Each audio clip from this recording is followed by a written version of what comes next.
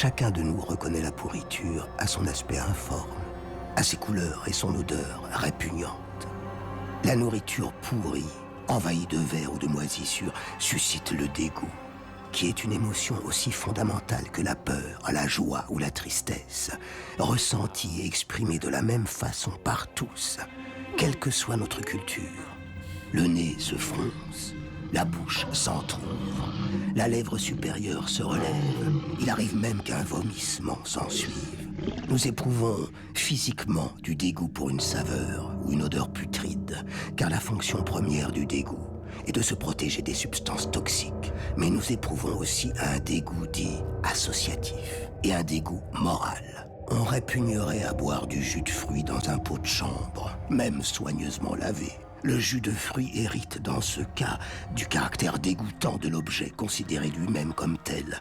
C'est le dégoût associatif. Plus abstrait, le dégoût moral s'exprime dans des expressions telles que personnages puants, tous pourris, plaisanteries de mauvais goût, ou même sentir le soufre. Les chercheurs ont observé que le dégoût associatif et le dégoût moral répondaient à des mécanismes en partie similaires au dégoût physique. Dans le cerveau, la région de l'insula antérieure s'active dans les trois cas. Même si des régions supplémentaires s'activent dans des émotions morales, comme l'indignation, notamment dans la partie dite préfrontale du cerveau. Le dégoût fait notamment l'objet d'un apprentissage. Tout petit, nous apprenons à forger notre identité à travers ce que nous mangeons. L'enfant apprend progressivement à accepter, puis à aimer les produits qu'on lui fait goûter et qui font partie de son environnement et de sa culture.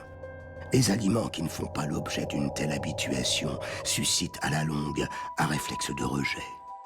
Ils se constituent très naturellement des frontières gustatives qui correspondent à des frontières culturelles. Quand l'émotion du dégoût glisse sur le spectre pathologique, elle devient une maladie grave. C'est le syndrome de Cotard.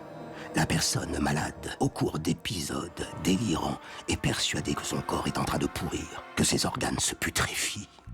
Mais si les manifestations du dégoût sont universelles, ce qui le provoque est culturel. Vin, pain, fromage, voilà des bactéries, des moisissures auxquelles on ne peut résister.